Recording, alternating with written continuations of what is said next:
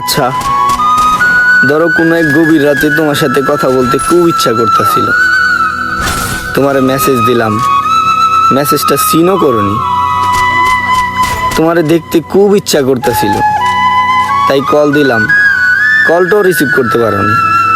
পরদিন সকালবেলা ওইটা তুমি দেখলা, আমার দেওয়া একটা মেসেজ, আমার দেওয়া একটা মিসড কল, তারপরও তুমি কোনো রিপ্লাই দাওনি।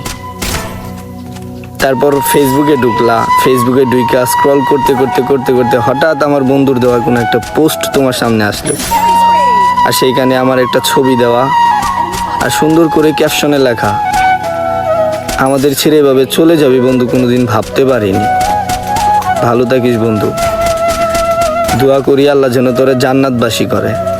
আর তখনই তুমি আমার সেই বন্ধুর কাছে কল দিলা, কল দিয়ে আমার ব্যাপারে জিজ্ঞেস করলা, সে তোমার উত্তর দিল, আমরা ইমার তো তারে কবরস্থানে রাইখা চলে আসলাম, পারলে ওর জন্য দোয়া কইরেন। তারপর তোমার এই অনুভূতিটা কেমন হইব আমার না খুব জানতে ইচ্ছা করে।